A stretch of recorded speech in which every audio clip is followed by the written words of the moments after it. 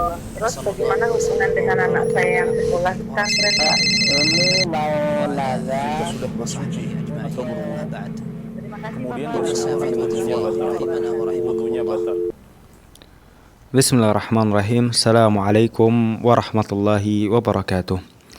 Alhamdulillah wassalatu wassalamu ala rasulillah wa ala alihi wa sahbihi wa man walah wa la hawla illa billah amma ba'd. Para pemirsa, pendengar, penyimak Fatwa TV dimanapun Anda berada, alhamdulillah senang rasanya dapat bertemu Anda kembali pada program kesayangan kita, Fatwa TV Live Interaktif, pada segmen Keimanan, Doa, dan Dzikir bersama guru kita Ustadz Dr. Muhammad Nur Ihsan MA yang merupakan anggota Dewan Fatwa Perhimpunan Al-Irsad. Para pemirsa Fatwa TV dimanapun Anda berada, insya Allah dalam 1 jam ke depan kita akan membersamai Anda menjawab pertanyaan-pertanyaan yang Anda ajukan serta mendengarkan nasihat dari Ustadz. Baik para pemirsa Fatwa TV telah membersamai kami di studio Fatwa TV Jember Ustadz Dr. Muhammad Nur Ihsan MA. Kita sapa terlebih dahulu. Assalamualaikum Ustadz. Waalaikumsalam warahmatullahi wabarakatuh. Gimana kabarnya Ustadz? Alhamdulillah, sehat walafiat. Barakallahu fikum. Apa sudah tersibukkan dengan KBM nih Ustadz ya? Kegiatan mengajar Ustadz. Pekan kedua sekarang Ustadz ya. Ya, sepertinya seperti itu ya. Sepertinya seperti itu. Seperti itu. Baik Ustadz, barakallahu Sepertinya fikum. ya seperti itu. Ya, itulah kehidupan kita di dunia kampus seperti itu ya. Baik Ustaz. Barakallahu fikum. Baik para pemirsa Fatwa TV dimanapun Anda berada, sebelumnya kita sapa terlebih dahulu radio-radio yang tergabung di RTVC yang turut pula merelay program kita kali ini, yaitu Radio Binbas Yogyakarta, Radio Sahabat Tegal, Radio MD FM Probolinggo, Radio Hang FM Batam, Radio Amoba Pangkal Pinang, Radio Sago FM Sumatera Barat, Radio Gema FM Bontang, Radio Tua FM Riau, Radio Mas FM Seragen. Baik para pemirsa Fatwa TV, kami mengajak Anda untuk bisa bertanya secara langsung kepada Ustadz dengan menghubungi layanan interaktif kami, nomor WhatsApp kami di 0821 706087 atau dapat menghubungi layanan telepon satelit kami di 0331 5446 087 atau dapat mengirimkan pertanyaan melalui website kami di dewanfatwa.com.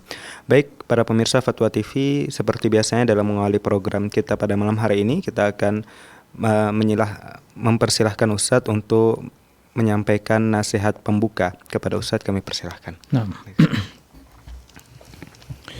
Bismillahirrahmanirrahim. Assalamualaikum warahmatullahi wabarakatuh. Alhamdulillah wassalatu wassalamu ala Rasulillah wa ala alihi wa sahbihi wa man walah wa la hawla wa la quwwata illa billah. Ikhwatal iman, kaum muslimin dan muslimat, para pemirsa di mana saja antum berada dan juga para pendengar yang setia mengikuti berbagai rangkaian acara ya soal jawab di media yang sungguh sangat bermanfaat ini. Alhamdulillah kita masih diberi kesempatan oleh Allah untuk beribadah, untuk mempersiapkan bekal ya menuju akhirat. Di antara bekal yang paling utama atau bekal untuk perjalanan akhirat menuju Allah Subhanahu wa taala adalah kecintaan kepada Rasulullah sallallahu alaihi wasallam dan semangat ya untuk mengikuti kehidupan beliau, mengikuti pola hidup beliau yang dikenal dalam istilah ya agama ittiba, itu mengikuti Rasulullah sallallahu alaihi wasallam. Ini adalah sumber kebaikan dan landasan keberkahan ya, kebahagiaan seseorang. Seseorang yang menyelisih sunnah Rasulullah ya, melakukan hal-hal yang bertentangan dengan sunnah beliau. Kendati seseorang itu ya mengatakan bahwa ini perbuatan yang baik atau memiliki persepsi yang baik terhadap kebiasaan dia, tapi selama hal itu tidak sesuai dengan tuntunan Rasul, itu bukanlah bagian dari agama kita. Oleh karena itu kita harus jujur, yang dituntut ya bagi kita semua di zaman sekarang ini adalah membuktikan ketulusan cinta kita kepada Rasulullah SAW. Bukannya slogan, bukannya sebuah tradisi dan budaya yang terus kita pertahankan, tapi kita harus lebih cerdas dan meningkatkan kualitas loyalitas kita. Nah, sebagai seorang muslim yang memiliki nabi yang diutus oleh Allah, nabi yang terakhir yang membawa agama yang telah sempurna, kita jujur dengan diri kita. Sudahkah kita selama ini dengan kebiasaan kita, dengan tradisi kita mengikuti Rasulullah SAW, atau kita hanya melakukan sesuatu yaitu tradisi, mengikuti mayoritas yang melakukannya, kemudian kita berpersepsi bahwa itu telah mengikuti Rasul atau mencintai Rasul atau mengikuti syariat Rasul. Maka ini harus menjadi pertanyaan. Maka tugas kita adalah membuktikan cinta kepada Rasul sallallahu alaihi wasallam, dan cinta kepada Rasul sallallahu alaihi wasallam dibuktikan dengan ittiba, bukan dengan membuat hal-hal yang bid'ah, bukan membuat hal-hal perkara-perkara yang khurafat, bid'ah dan tidak ada tuntunannya. Maka mengikuti Rasulullah sallallahu alaihi wasallam itulah bukti utama cinta kepada Rasul, dan itulah hakikat dari persaksian kita asyhadu anna Muhammadar Rasulullah. Bila hal itu dilakukan, maka Allah telah berjanji akan mencintai seorang hamba. Qul in kuntum tuhibbunallaha fattabi'uni yuhibbukumullah wa yaghfir lakum dzunubakum wallahu ghafurur rahim. Katakanlah wahai Muhammad, jika kalian mencintai Allah, maka ikutilah aku, yaitu Rasulullah SAW. Niscaya Allah akan mencintai kalian dan mengampuni dosa kalian. Maka tugas kita adalah membuktikan cinta kepada Rasulullah, bukan hanya mempertahankan budaya kemudian kita memberikan label cinta kepada Rasul atau menyematkan kepada kebiasaan dan tradisi kita sebagai bukti cinta kepada Rasul. Ini tentunya hal yang bertentangan dengan hakikat dari kecintaan kepada Rasul sallallahu alaihi wasallam. Mari terus semangat untuk meneladani Rasul dalam setiap aspek kehidupan kita. Nah, demikian, wallahu a'lam. Jazakumullah khairan wa barakallahu fikum Ustaz atas nasihatnya. Baik para pemirsa Fatwa TV dimanapun Anda berada, kami ingatkan kembali, kami membuka kesempatan bagi Anda semua untuk bisa bertanya secara langsung kepada Ustaz dengan menghubungi layanan interaktif kami. Nomor WhatsApp kami di 0821 706087 atau dapat menghubungi layanan telepon satelit kami di 0331 544 6087 atau dapat mengirimkan pertanyaan melalui website kami di dewanfatwa.com. Baik Ustadz, izin membacakan pertanyaan yang sudah masuk di meja redaksi kami. Nah. Pertanyaan dari Bapak Raihan Irwansyah di Batu. Pertanyaannya, studi di bidang ilmu saraf, genetika dan dermatoglifi dan psikologi telah menemukan bahwa pola sidik jari dapat membantu memahami potensi dan ciri-ciri kepribadian seseorang. Apakah tes semacam ini diperbolehkan dalam Islam dan bagaimana kedudukan ilmu psikologi dalam Islam, Ustaz? Ya, terima kasih atas pertanyaannya. Ya, ini hal yang berkaitan dengan perkara yang muncul di zaman sekarang ini. Secara hukum asalnya ilmu yang dinamakan psikologi tersebut, yaitu yang berbicara tentang masalah jiwa manusia, mengenal karakter dan kebiasaan gitu ya. Ini hal sesungguhnya tidak ada masalah, karena masing-masing kita memiliki kebiasaan dan karakter yang berbeda-beda, tidak sama. Ada seorang yang diciptakan oleh fitrahnya, Allah berikan bagaimana kemampuan untuk menganalisa. Ada seorang yang mungkin lebih kecenderungannya untuk banyak berinovasi, pemikir gitu ya. Ada orang yang suka untuk terus tidak ingin lebih eksklusif gitu ya. Kemudian ada orang yang mungkin lebih mudah bergaul. Ada orang yang mungkin bila dia itu memiliki jiwa analisa atau mungkin suka menganalisa atau mungkin untuk memiliki seorang yang memiliki ide-ide yang cemerlang dan inisiator dan yang lainnya, itu tidak sama, kepribadian manusia tidak sama.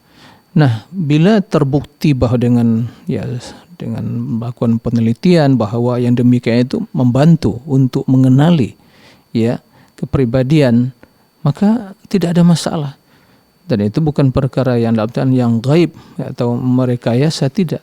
tapi setelah melalui berbagai mungkin ya studi dan riset sehingga ditemukan ya, dan Allah Subhanahu wa taala Maha Kuasa.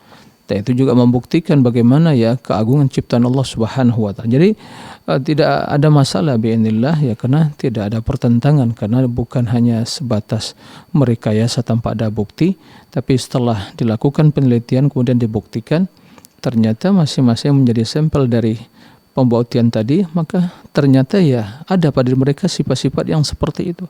Ya, ada orang yang lebih suka berpikir, ada suka yang mungkin lebih untuk bekerja, nggak bisa menganalisa, ada orang yang sukanya ya dalam ya lebih eksklusif, ada orang yang suka bergaul dan mudah untuk berinteraksi, dan itu perbedaan yang masing-masing manusia memiliki hal yang demikian itu. Maka secara prinsip tidak ada masalah ya, selama hal itu tidak bertentangan dengan prinsip-prinsip ya agama secara umum, yaitu bahwa itu hanya usaha untuk mengenali, dan masing-masing kita adalah orang yang memiliki kebiasaan dan memiliki karakter yang berbeda-beda, dan itulah fitrah yang Allah berikan kepada manusia masing-masing sesuai dengan ya apa yang dikehendaki oleh Allah Subhanahu wa taala. Nah, wallahu a'lam. Jazakumullah khairan wa barakallahu fikum Ustaz. Semoga bisa menjawab Bapak Raihan Irwansyah di Batu, Jawa Timur. Baik, telah terhubung bersama kami Ibu Misreni di Lampung. Kita sapa terlebih dahulu. Assalamualaikum. Waalaikumsalam warahmatullahi wabarakatuh. Ya, silahkan Ibu pertanyaannya. Assalamualaikum Ustaz. Waalaikumsalam warahmatullahi wabarakatuh. Nah. Ya, izin bertanya ya Ustaz. Begini, saya dulu kan pernah diajarin ilmu-ilmu yang tidak sesuai dengan syariah gitu ya Ustadz. Singkat cerita, dulu saya pernah dikawinkan paksa gitu. Jadi saya lari dari pernikahan gitu ya. Nah setelah itu saya kayak orang linglung gitu Ustadz. Jadi orang tua kan takut gitu ya. Terus saya itu diajarin ilmu-ilmu yang kayak ilmu keturunan gitu loh Ustadz. Sebenarnya sih saya udah berusaha meruqyah, membuangnya gitu ya. Tapi masih perasaan tuh masih takut gitu loh Ustadz. Itu gimana caranya membuangnya gitu ya Ustadz? Mohon tausiahnya. Ya. Barakallahu fiik. Assalamualaikum warahmatullahi wabarakatuh. Waalaikumsalam warahmatullahi wabarakatuh. Nah. Terima kasih kepada Ibu Misreni ya di Lampung. Barakallahu fiik. Ya, ini beliau tadi ya mengutarakan ya bagaimana kondisi beliau sebelumnya. Ya. Diajarkan ilmu-ilmu yang tidak benar gitu. Intinya ilmu-ilmu yang mungkin menurut ya sebagian itu yang akan bisa mantra-mantra yang akan bisa yang membentengi dirinya untuk menyelamatkan dirinya dan seterusnya. Tentu ilmu yang seperti itu adalah ilmu yang tidak ya, yang ilmu yang dilarang ya. Nah, bagaimana cara kita ya untuk merasakan ketenangan, keselamatan, dan keamanan ya. Pertama, kita harus meyakinkan kepada diri kita bahwa segala kebaikan itu hanya di tangan Allah, dan kemudaratan hanya Allah yang bisa juga mendatangkan dan menghilangkan. Tidak seorang pun ya dari makhluk ciptaan Allah yang bisa ya melakukan hal itu. Semua dengan izin Allah Subhanahu wa taala. Ini yang pertama. Bahwa Allah yang Maha Kuasa itu kita harus tanamkan kepada diri kita, bahwa kita yakin bahwa Allah Subhanahu wa taala yang an-nafi ad-dar, yang memberikan manfaat dan bisa memudaratkan. Allah Subhanahu wa taala yang memberikan, Allah yang menghalang ya. Allah Subhanahu wa taala yang bisa menyelamatkan seseorang, yang memberikan keamanan bagi seseorang. Naam. Alaihissallahu bikafin abdah, bukankah Allah telah cukup bagi hambanya? Dan kita harus yakini hal itu, dan bagian dari keimanan kita pada Allah Subhanahu wa taala ya, mengimani tentang rububiyah Allah Subhanahu wa taala, bahwa tidak satu pun yang bergerak ya di alam semesta ini kecuali dengan izin Allah Subhanahu wa taala. Nah, maka kita pertebal keimanan dalam diri kita dan permantap tauhid dalam diri kita, bahwa hakikat dari tauhid tersebut kita berserah diri kepada Allah. Nah, kita bergantung kepada Allah, tawakal kepada Allah Qul la yusibana illa ma kataballahu lana, tidak akan ada yang menimpa diri kita kecuali apa yang telah Allah tentukan akan menimpa diri kita. Jadi diperdalam lagi tentang keimanan kepada takdir, bahwa segala sesuatu dengan izin Allah. Ya, seperti itu. Kemudian setelah itu ya kita berusaha mengambil, melaksanakan sebab-sebab yang akan mendatangkan kebaikan dan keselamatan bagi diri kita. Apa itu? Ya, berzikir, membaca Al-Quran. Membaca Al-Quran akan mendatangkan ketenangan bagi batin, ketentraman bagi jiwa. Membaca zikir di pagi dan petang hari adalah benteng yang utama untuk menyelamatkan diri kita. Ya, itu benteng kita. Nah, kita lemah tanpa pertolongan Allah, tanpa pemeliharaan Allah, kita tentu akan celaka dan binasa. Maka berserah diri kepada Allah. Berserah diri kepada Allah, kemudian tentunya tetap waspada dan mengambil sebab-sebab yang akan menjadi ya benteng dengan izin Allah, yaitu qiraatul Quran, membaca zikir, kemudian setelah itu berbuat baik kepada sesama dan tidak menzalimi orang lain. Nah, demikian, Allahu a'lam. Jazakumullah khairan wa barakallahu fikum Ustaz. Semoga bisa menjawab pertanyaan dari Ibu Misreni di Lampung. Baik Ustaz, telah terhubung bersama kami Bapak Syafaruddin di Lampung. Kita sapa terlebih dahulu. Assalamualaikum.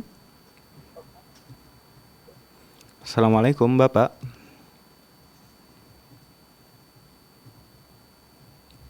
Halo. Halo, Assalamualaikum. Waalaikumsalam warahmatullah. Baik Bapak, silahkan pertanyaannya. Ya, izin bertanya Ustaz. Nah,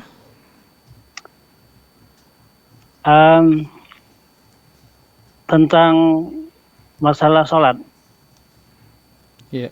Seorang makmum mengikuti imam itu pada rakaat yang ketiga atau keempat itu kan imamnya kan sirtu. Nah, si makmum kan tentu harus membaca Fatihah. Oleh karena itu, nampaknya si imam ini agak cepat. Si makmum ini belum selesai baca Fatihahnya. Nah, pertanyaannya, apakah makmum ini harus membaca langsung selesai atau bisa ikut rukuk? Begitu Ustaz. Terima kasih. Assalamualaikum warahmatullahi wabarakatuh. Waalaikumsalam warahmatullahi wabarakatuh. Baik Ustaz. Ya. Terima kasih kepada Pak Sapurudin ya di Lampung. Bertanya tentang ya posisi seorang makmum yang di rakaat terakhir tentunya yaitu dengan sir. Jadi imam dah baca Al-Fatihah tapi yang makmum belum selesai. Nah, belum selesai membaca Al-Fatihah. Sementara imam telah rukuk. Apakah melengkapi Al-Fatihahnya atau ikut rukuk bersama imam? Jika yang tersisa dari Al-Fatihah memungkinkan dia untuk melengkapi ya sehingga tidak tertinggal rukuknya, maka dia bersegera menyelesaikan surat Al-Fatihah tadi. Karena sebagaimana idza raka'a farka'u, apabila imam rukuk maka rukuklah. Ya, jangan sampai imam telah bangkit baru kita rukuk. Itu tidak mengikuti imam namanya. Ya, sementara mengikuti adalah satu kewajiban, tidak boleh mendahului imam. Nah, tapi seandainya masih di awal Al-Fatihah, kita masuk nih mari di awal Al-Fatihah, sementara imam dah selesai dia rukuk, maka dalam kondisi seperti ini kita mengikuti imam rukuk. Kekurangan yang ada dalam solat kita tadi, maka bacaan imam karena kita berjamaah itulah yang melengkapi kekurangan tadi. Maka solat kita sah, kita mendapat satu rakaat rukuk. Ya, bila ketinggalan rukuk maka berarti ketinggalan satu rakaat. Nah, seperti itu. Jadi dalam hal ini jika tadi durasi waktu ya untuk bisa mengikuti rukuknya imam mencukupkan menyelesaikan Al-Fatihah, selesaikan. Tapi jika seandainya masih kita baca ayat pertama sementara imam sudah rukuk, perkirakan kalau dibacakan sampai selesai maka imam akan bangkit. Berarti di sini tidak ya terjadi mengikuti imam. Berarti kita dah terlewatkan imam telah bangkit baru kita ingin rukuk, itu tidak tepat. Maka intinya mengikuti imam, kemudian kekurangan yang ada dalam bacaan solat kita itu dilengkapi dengan bacaan imam, karena dialah menjadi imam, karena menjadi panduan Innama ju'ilal imam liyutamma bihi. Imam itu untuk sebagai diikuti. Nah, konsekuensinya sebagian jelaskan oleh para ulama bahwa kekurangan yang atau hal yang kurang sempurna dari bacaan si makmum, maka bacaan imam dan solat imam atau bacaan imam itulah yang melengkapi. Oleh karena itu, kenapa imam harus dipilih dari orang yang bacaan Qur'annya yang bagus, kemudian orang yang paham dengan agama, bukan asal-asalan. Nah, agar solatnya sempurna, sehingga solat para makmum juga dengan demikian akan sempurna. Nah, demikian. Wallahu a'lam. Jazakumullah khairan wa barakallahu fikum. Ustaz, semoga bisa menjawab Bapak Syarafuddin di Lampung. Baik, telah terhubung bersama kami Bapak Aris di Lampung. Wah, ini Lampung terus nih, Ustaz. Baik, kita sapa terlebih dahulu. Assalamualaikum. Waalaikumsalam warahmatullahi wabarakatuh. Ya, silahkan Bapak. Ini saya ingin bertanya sedikit tentang sholat juga, Pak. Boleh, Pak? Iya, silahkan. Ini tentang apa? Gimana hukumnya ini, Pak? Tentang apa kita pinjam di Shopee Pay, di aplikasi Shopee itu apakah hukumnya gimana, Pak? Yang pertama. Yang kedua tentang sholat ini, Pak. Tentang hukumnya kita menggunakan aplikasi Shopee yang dengan pakai aplikasi Shopee Pay itu, Pak. Apakah dibolehkan atau tidak? Dan pertanyaan kedua, Pak, tentang sholat ini, boleh, Pak, ya? Iya, kami sholat. Ya, tentang sholat ini, pada waktu kapan itu kita harus membaca Al-Fatihah, Pak? Pada waktu sholat berjamaah itu kan, biasa sholat sir itu imam membaca Al-Fatihah. Kemudian kita wajib membaca atau tidak Al-Fatihahnya itu. Nah, itu aja, Pak, pertanyaan saya. Iya. Baik. Iya, Bapak, terima kasih. Terima kasih kepada Pak Aris ya. Pertanyaan Bapak yang pertama ini mungkin bisa ditanyakan kepada yang lebih ahli ya dalam masalah jual beli. Alhamdulillah dalam ya live interaktif seperti ini ada yang lebih fokus tentang masalah jual beli kontemporer juga. Jadi mungkin ini bisa ditanyakan kepada para pakarnya. Nah, kemudian masalah baca Al-Fatihah tadi. Pertama yang perlu dipahami secara prinsip awalnya adalah Al-Fatihah itu rukun dari solat ya. La sholata liman lam yaqra bi Fatihatil Kitab. Ini yang pertama. Harus dipahami bahwa membaca Al-Fatihah itu adalah rukun solat. Jika tidak dibaca tidak sah solatnya. Yang menjadi perbedaan para ulama bagaimana bila solat itu solat berjamaah dan solat itu jahriyah. Ya. Bila solat itu sirriyah maka semua sepakat dia membaca. Ya. Tapi bagaimana dengan jahriyah? Karena dalam hadis sebutkan idza quri'al Qur'an fastami'u lahu wa ansitu. Apabila dibacakan Al-Qur'an maka dengarkan. Nah, sekarang imam sedang membaca Al-Fatihah. Nah, bagaimana sikap kita sebagai makmum? Nah, ada yang mengatakan ya karena imam membaca maka kita mendengar. Ada yang mengatakan bahwa hadis tersebut ya itu umum tapi dikecualikan dengan baca Al-Fatihah. Karena Al-Fatihah rukun, karena Rasul mengatakan la salata liman lam yaqra bi Fatihatil Kitab. Tidak sah salat kalau tidak baca Al-Fatihah. Ya, sementara hadis yang tadi idza quri'al Qur'an fastami'u lahu ansitu. Ya Allah mengatakan ya apabila Al-Qur'an dibaca maka dengarkan. Nah, maka ini dikhususkan oleh hadis yang membaca Al-Fatihah tadi. Jadi semua mereka sepakat itu rukun. Cuma bagaimana kondisi tatkala makmum solat berjamaah ya bersama imam. Nah, tapi dalam hal ini tentunya yang lebih aman dan lebih utama itu adalah kita ya berusaha untuk tetap melengkapi bacaan Al-Fatihah. Kemudian bila telah selesai maka untuk mendengarkan dengan khusyuk dan dengan saksama ya apa yang dibaca oleh imam, seperti itu yang lebih ya utama agar lebih selamat dan keluar dari perbedaan kedua pendapat tadi. Nah, demikian Allahu a'lam. Jazakumullah khairan wa barakallahu fikum. Ustaz, sebentar tadi untuk Bapak Aris mungkin nanti bisa ditanyakan di hari Senin atau hari Jumat bersama Ustaz Arifin atau Ustaz Erwandi Tarmizi yang dalam fikih kontemporer memang Ustaz ya. Iya. Baik, telah terhubung bersama kami Bapak Ibrahim di Aceh. Kita sapa terlebih dahulu. Assalamualaikum warahmatullahi wabarakatuh. Waalaikumsalam warahmatullahi wabarakatuh. Ya, silakan Bapak. Izin bertanya, Ustaz. Nah. Eh, ini ada feedback, Ustaz. Kenapa? Halo, iya Bapak. Ya. Silakan, kami bisa ya, insya Allah kita bisa mendengar suara Bapak ya. Begini Ustaz, di tempat kami makmur ya tukang mengarang agama Ustaz. Tukang apa?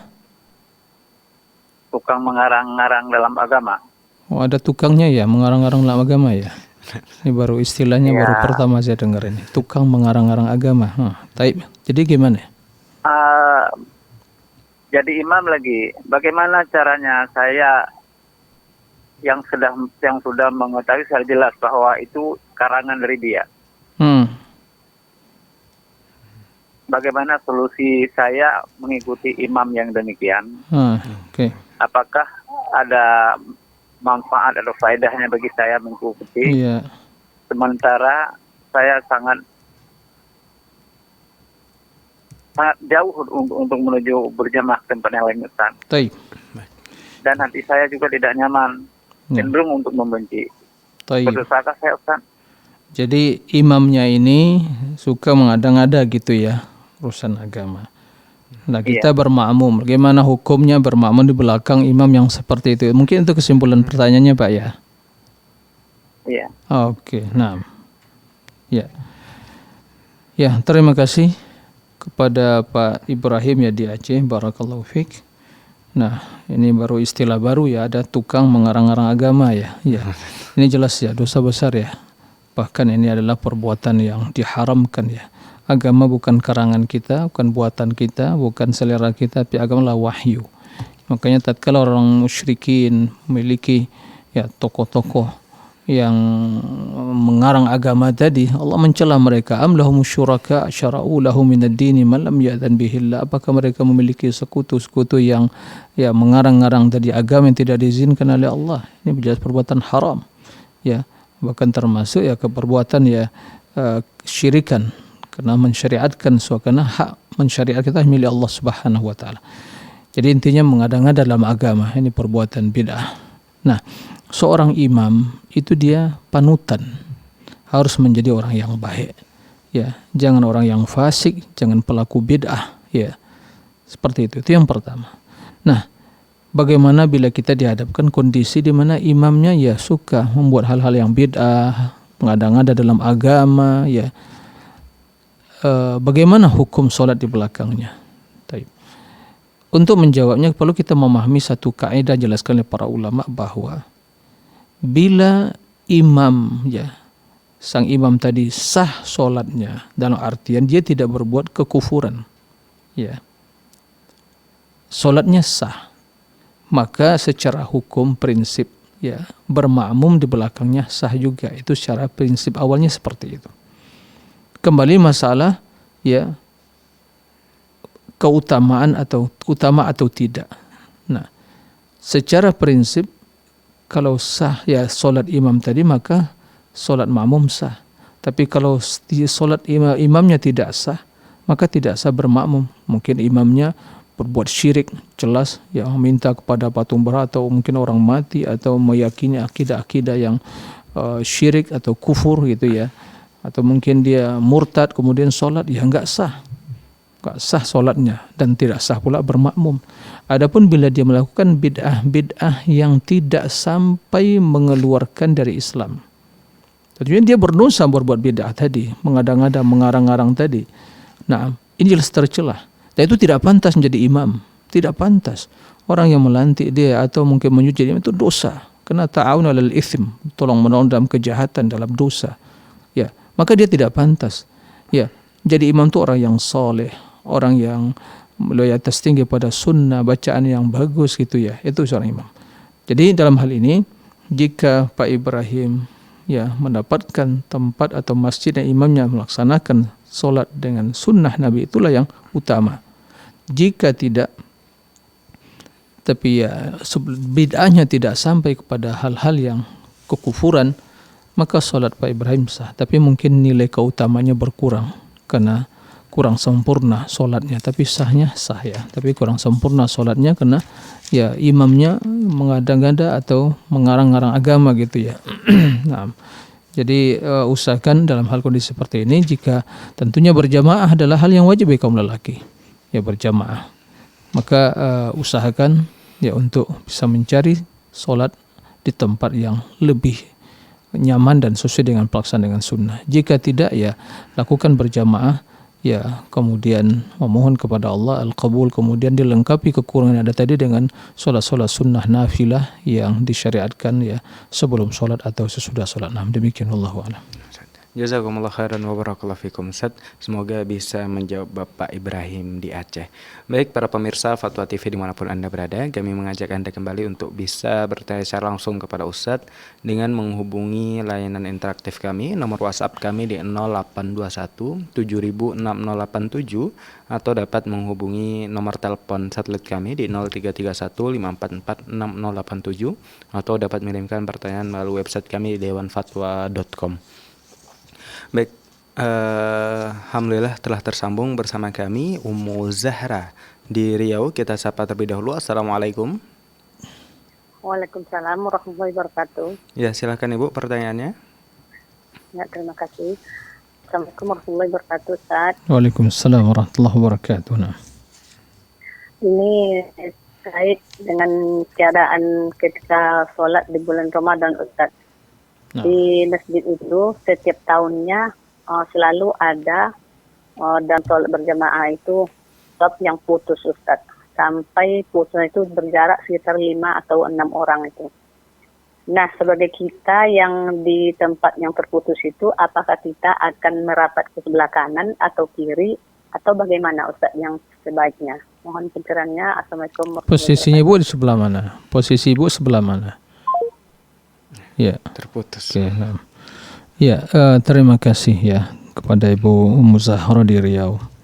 Jadi fenomena lagi nih di masyarakat kita sholat yang shafnya ya, shaf sholatnya itu subhanallah ya, renggang atau berjarak jauh gitu ya.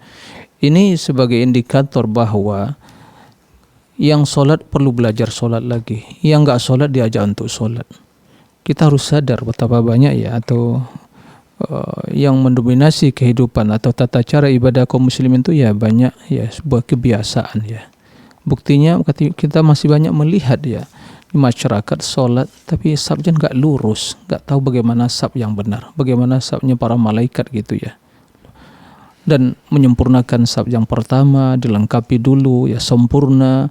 Dan juga kita melihat imam terkadang ya acuh nggak acuh di sini, nggak memperhatikan ya, padahal seharusnya imam ya sebelum dia sholat menghadap dulu ke makmum, ya perhatikan mana saf yang belum lurus, mana yang belum terisi, sampaikan ya, sempurnakan saf yang pertama, diisi yang saf pertama dulu. Kesempurnaan sholat tergantung kepada safnya yang lurus ya, kemudian kepada ya rapatnya saf, kan begitu. Itu imam yang paham bagaimana dia posisi sebagai imam. Tapi sangat disayangkan ya, ada sebagian masuk ke masjid nggak mau maju ke depan, nunggu di belakang sampai iqomah ya, padahal saf yang pertama yang terbaik, yang masuk masjid isi yang pertama dahulu. Tapi kebiasaan nggak, seolah-olah ada ya nunggu dulu biar yang lain ke depan dulu. Nggak benar seperti itu ya. Itu kita lihat seperti, kemudian renggang juga, renggang. Kadang juga menggunakan sajadah bisa untuk 2 orang, dia gunakan 1 orang. Yang tidak punya sajadah tadi malas juga nginjak sajadah dia, ya mungkin tidak enak kan begitu perasaannya. Ini sebenarnya hal yang perlu diperhatikan. Oleh karena itu, mari kita belajar yang benar tentang sholat ya. Sholat, bagaimana sholat Nabi ya, bagaimana tata caranya. Pertama sekali ya mulai dari wudunya bagaimana, kemudian begitu masuk masjid bagaimana safnya ya, lurus, rapat gitu ya. Nah, tadi jika posisi kita tadi yang tergantung posisinya dari sebelah mana ini. Kalau posisi kita yang di sebelah kiri, kemudian ternyata ya yang saf yang kosong tadi adalah sebelah kanan, ya kita merapat ke kanan. Nah, jika posisi sebelah kanan, maka kita merapat ke kiri, seperti itu. Tapi yang jelas mengisi saf itulah mulai dari kanan imam dulu, begitu. Kemudian setelah itu kirinya, kanan kiri, seperti itu. Nah, Jadi sehingga makmum tadi berada di belakang imam. Nah, demikian wallahu a'lam. Jazakumullah khairan wa barakallahu fikum Ustaz. Semoga bisa menjawab Ummu Zahra di Riau.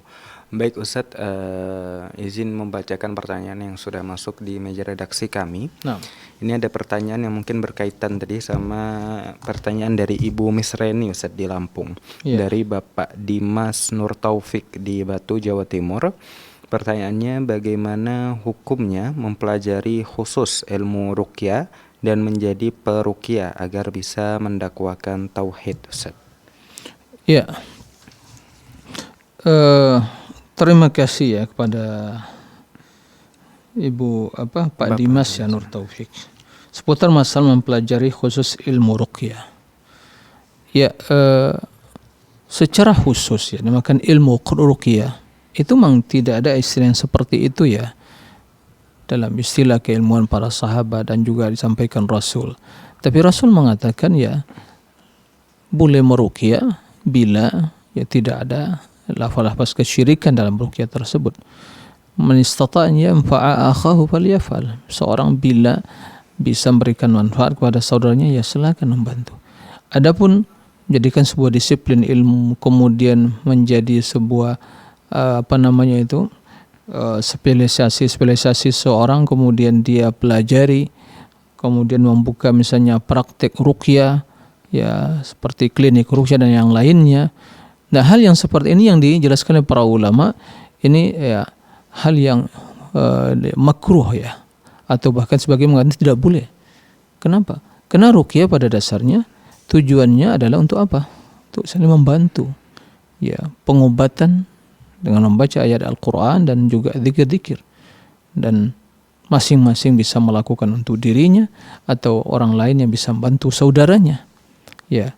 Bahkan di dalam sebagian hadis disebutkan meminta untuk diruqyah itu hal yang yukrah ya, makruh, karena sesungguhnya terdapat dalam permohonan meminta ruqyah pada orang lain itu ya ada kelemahan ya, tingkat tawakal kepada Allah. Pasti di sana ada sedikit ketergantungan hati kepada orang yang meruqyah. Maka dalam hal ini ya itu makruh. Nah, oleh karena itu dalam permasalahan ya menjadi mungkin profesinya ruqyah gitu ya, kemudian dengan alasan bisa mendakwakan tauhid ya, mendakwakan tauhid dan mempelajari tauhid, menjelaskan kepada umat, kepada masyarakat ya tentang hakikat tauhid, berubudiyah kepada Allah ya, membacakan ayat Al-Qur'an ya, bukan dengan cara meruqyah seperti itu. Nah, tatkala kita membantu seorang meruqyah maka perlu kita mengingatkan kepada dia bahwa ya kesembuhan di tangan Allah, kita hanya berusaha dan yakin bahwa apa yang dibaca Al-Qur'an itu bermanfaat untuk penyembuhan. Itu. Ada mempelajari tauhid, berdakwah kepada tauhid ya dengan menjelaskan tauhid yang benar. Bacakan Al-Quran, hadis, kemudian dijelaskan, kemudian bagaimana implementasi dalam hidup seperti itu. Nah, demikian. Wallahu a'lam. Jazakumullah khairan wa barakallahu fikum Ustaz. Semoga bisa menjawab Bapak Dimas Nur Taufik di Batu. Baik, para pemirsa, telah tersambung bersama kami Bapak Tulungan di Sumatera Utara. Kita sapa terlebih dahulu. Assalamualaikum. Halo, Assalamualaikum Bapak. Bapak Tulungan, televisinya bisa dikecilkan. Waalaikumsalam. Nah, Iya Bapak, televisinya tolong dikecilkan, cukup dengan suara yang ada di telepon. Baik, silahkan Bapak pertanyaannya. Assalamualaikum warahmatullahi wabarakatuh. Waalaikumsalam warahmatullahi wabarakatuh. Nah, Jadi permasalahan yang lalu saya dengar imam yang mengarang-arang agama yang soal itu tadi seharusnya dibilang contohnya supaya kami jangan bingung dibilang bid'ah. nah, Supaya lebih lengkap. Dan imam kalau sah boleh diikut. bagaimana kita tahu imam yang sah sholatnya? Nah, Padahal ditanya rukun istinja dan syarat istinja pun nggak tahu dia. Ini perlu diterangkan dengan sebaik-baiknya supaya jangan kami bingung ya, mendengar fatwa TV ini. ya. Wallahu a'lam. Assalamualaikum warahmatullahi wabarakatuh. Waalaikumsalam warahmatullahi wabarakatuh. Baik, Ya, Ustaz. ya, terima kasih kepada Pak Tulungan ya, Sumatera Utara, barakallahu fiik. Ya, ini berkaitan dengan pertanyaan Pak Ibrahim tadi di Aceh gitu ya. Jadi memang Pak Ibrahim tadi bertanya, ada imam yang mengarang-arang agama. Artinya yang saya pahami adalah mengada-ngada, membuat hal-hal yang bid'ah gitu ya, mengarang-arang, kan begitu. Nah, kemudian apakah dia menjadi imam kemudian kita sholat di belakangnya? Dan nah, dalam hal ini jika seandainya terbukti Pak Tulungan mengetahui bahwa imam tadi enggak tahu beristinja, enggak tahu berwudu, yang enggak sah. Ya, karena dia enggak bisa berwudu, wudunya enggak sah. Maka bila tidak berwudu, pasti tidak sah sholatnya. Ya, maka berwudu dulu. Itu kan pembahasan secara umum. Tatkala kita berbicara secara khusus, ini kan kita harus melihat kasusnya, apa permasalahannya. Kalau hanya sebatas tadi mungkin ya bacaan atau mungkin ada sebagian amalan-amalan yang dilakukan. Contoh, kebiasaan sebagian imam. Ya, mohon maaf, kendati sebagian banyak mayoritas mengatakan ya kalau sholat itu harus usolli sholat al-fardhu imaman, kan gitu kan. Sementara Rasul tidak ada mengucapkan hal seperti itu ya. Atau bacaan-bacaan yang lain yang ya di dalam sholat yang dia tambah-tambah gitu. Nah, maka dalam hal seperti ini apakah batal sholatnya? Ya tidak. Tapi jelas tidak sesuai dengan sunnah Nabi. Maka bolehkah bermakmum? Ya boleh, karena pada saat sholatnya sah gitu. Tapi tadi bila diketahui seseorang yang tidak berwudu, gak sempurna wudunya, berarti kan tidak sah wudunya. Kalau wudu tidak sah, ya tidak sah sholat, kan begitu. Nah, jadi sebenarnya apa yang disampaikan tadi itu jawaban secara umum. Oleh karena itu, jika ada permasalahan kita mengetahui dari imam perkara yang khusus, ya sampaikan. Biar kita pelajari hukumnya dan bagaimana kasusnya ini, imamnya begini, sah nggak sholatnya, gitu ya. Tapi tadi pertanyaan Pak Aris tadi, Pak Ibrahim tadi itu umum gitu, seorang imam mungkin fenomena yang mengarang-arang gitu. Jadi intinya dari pertanyaan tadi ini memantik ya semangat kita untuk lebih belajar lagi sholat yang benar, ya. Karena Rasul mengatakan shollu kama ra'aitumuni usolli. Sebagian ya mohon maaf, selama ini mungkin bertahun-tahun sholat kita hanya sebuah tradisi, kita lihat itulah selama-lamanya, dari awal kita sholat begitu, ya begitu sampai akhir. Ya, tidak berusaha bagaimana mendalami bagaimana sholat Nabi yang sesungguhnya. Ya begitu. Nah ini yang mungkin salah satu dari motivasi yang bisa kita dapatkan dari pertanyaan tadi. Jadi Pak Tulungan nggak perlu bingung dalam hal ini, karena ini kasus-kasus yang kalau itu kasusnya satu persatu ya kita jelaskan hukumnya. Tapi kalau tadi yang jelaskan secara umum, tentu jawabannya juga hanya secara umum gitu. Seperti itu. Nah, wallahu a'lam. Jazakumullah khairan wa barakallahu fikum. Ustaz, semoga bisa menjawab Bapak Tulungan di Sumatera Utara. Baik, telah tersambung bersama kami Bapak Yunas di Tasikmalaya. Kita sapa terlebih dahulu. Assalamualaikum. Waalaikumsalam warahmatullahi wabarakatuh. Ya, silahkan Bapak pertanyaannya. Izin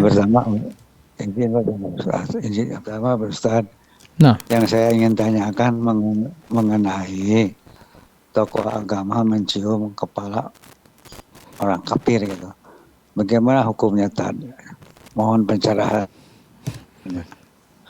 Assalamualaikum warahmatullahi wabarakatuh. Waalaikumsalam. Ya, terima kasih ya. Pertama ya, kita ini di zaman yang sering mendengungkan istilah toleransi begitu ya, memperlihatkan bahwa Islam itu agama yang toleransi, tapi kita kebablasan dalam toleransi. Ya, pantaskah orang yang menghina Allah, kufur kepada Allah untuk dimuliakan? Ya, itu pertanyaan yang perlu kita jawab. Jadi harus ada batas toleransi tadi. Batas bahwa Islam itu rahmah, santun, betul. Itulah agama Islam. Tapi jangan sampai kebablasan, ada batasan-batasannya. Orang yang kafir kepada Allah, ya, apakah kita ragu tentang kebenaran Islam?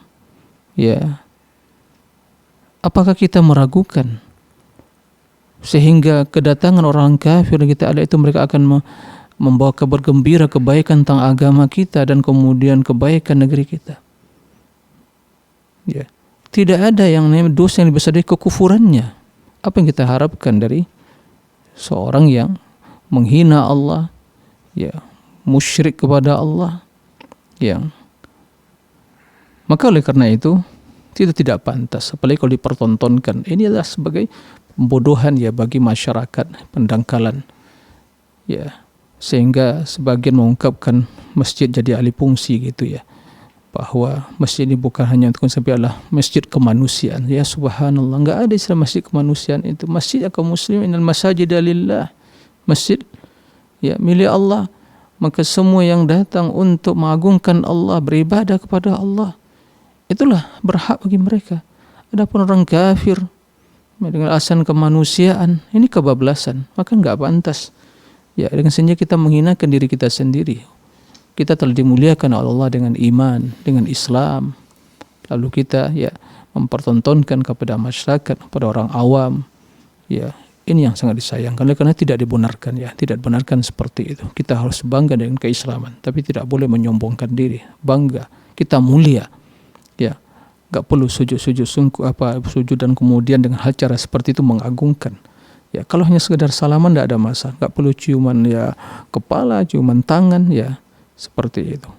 Apalagi sampai kita membungkuk, ya, maka ini hal yang tidak dibenarkan secara syariat kita dan mempertontonkan ya eksistensi kita sesungguhnya. Padahal kita dimuliakan oleh Allah. Nah, tapi karena toleransi yang kebablasan, ya jadinya seperti itu. Muncul hal yang aneh dan perilaku sebagian tokoh-tokoh masyarakat kita. Nah, demikian wallahu a'lam.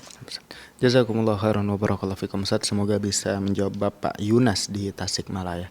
Baik para pemirsa Fatwa TV dimanapun Anda berada, masih ada waktu kami mengajak Anda untuk bisa bertanya secara langsung kepada Ustaz dengan menghubungi layanan interaktif kami 0821 706087 atau dapat menghubungi nomor telepon satelit kami di 0331 544 6087. Baik, telah tersambung bersama kami Bapak hamba Allah di Lampung. Kita sapa terlebih dahulu. Assalamualaikum. Assalamualaikum Bapak. Halo Bapak hamba Allah di Lampung.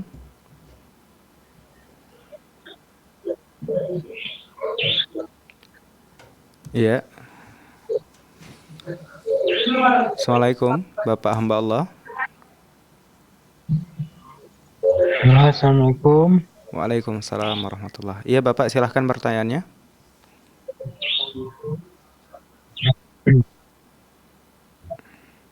Halo Bapak. Halo, assalamualaikum warahmatullahi wabarakatuh. Waalaikumsalam warahmatullahi wabarakatuh. Silahkan Bapak. Assalamualaikum Pak Ustadz. Waalaikumsalam warahmatullahi wabarakatuh. Ini mau bertanya nih Pak Ustadz tentang sholat Pak Ustadz. Bagaimana Pak Ustadz kalau kita umpamanya sedang sholat Isya gitu Pak Ustadz, terus kita sebagai makmum, bagaimana Pak Ustadz kalau rakaat pas dari rakaat ketiga kita lupa membaca Alhamdulillah gitu, Al-Fatihah gitu Pak Ustadz. Sholat kita sebagai makmum gitu. Ini sholat berjamaah. Sholat Isya. Iya. Iya, sholat berjamaah. Kita sebagai makmum gitu Pak Ustadz. Nah, Terus lupa membaca Al-Fatihah ketika rakaat ketiga gitu Pak Ustadz. apakah sah sholatnya gitu Pak Ustadz? Nah, Baik, Ustaz. Ya. Itu aja Pak Ustadz. Jazakallahu khair. Assalamualaikum warahmatullahi wabarakatuh. Waalaikumsalam warahmatullahi wabarakatuh. Nah, Baik, Ustaz. tadi telah disampaikan bahwa membaca Al-Fatihah itu adalah ya rukun. Ya, ini harus diperhatikan ya.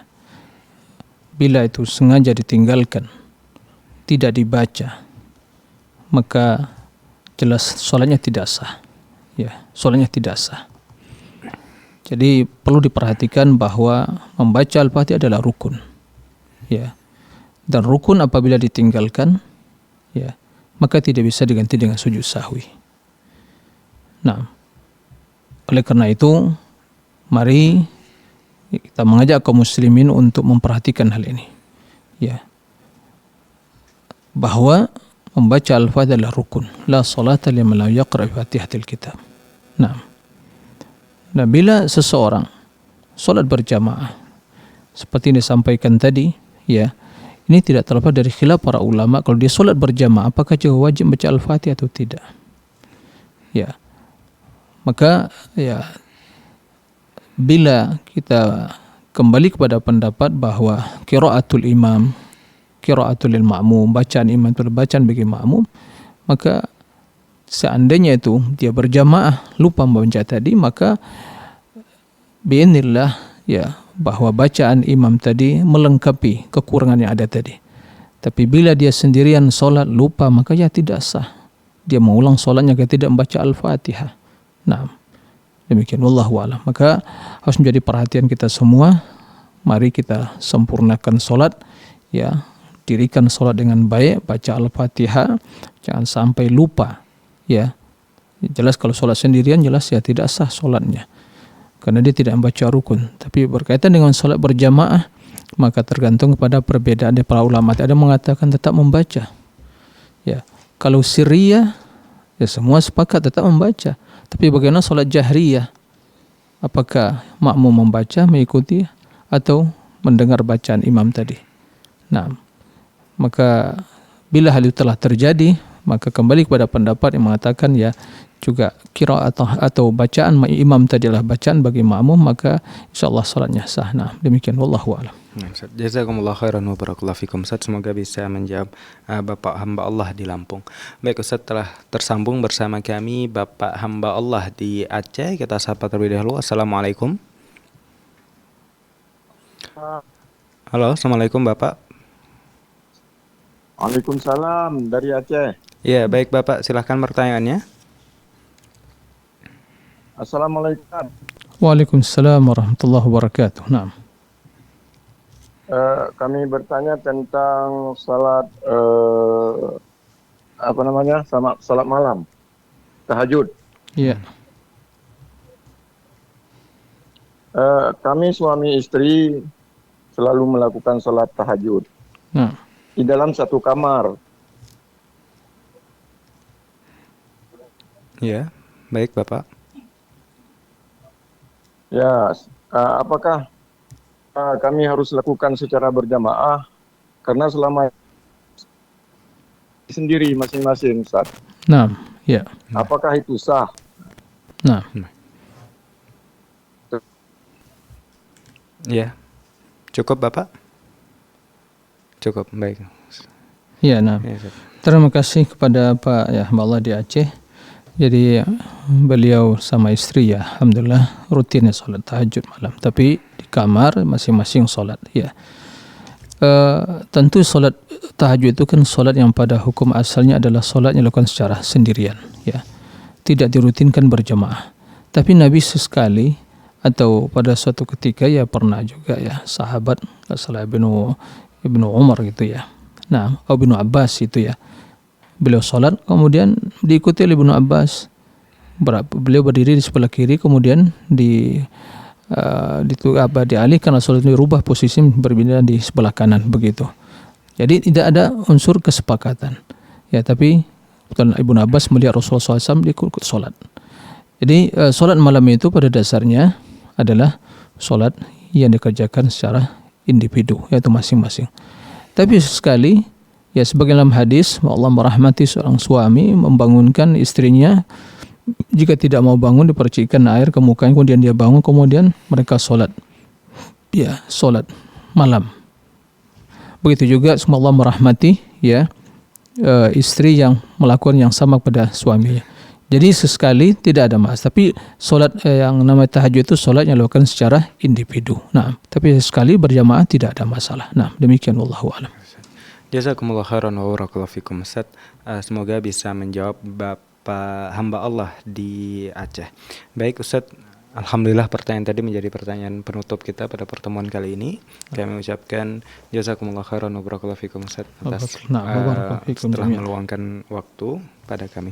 Baik para pemirsa Fatwa TV dimanapun Anda berada, saksikan terus program live interaktif Fatwa TV dari hari Senin sampai dengan hari Jumat pada jadwal yang sudah ditentukan. Kami sampaikan pula untuk informasi lebih detail terkait Fatwa TV atau Dewan Fatwa Perhimpunan Al-Irsyad, Anda bisa mengakses website kami dewanfatwa.com atau fatwatv.id. Dan kami mengajak Anda semua untuk berkontribusi dalam syiar dakwah Islam melalui rekening aktif yang bisa Anda saksikan di layar kaca Anda.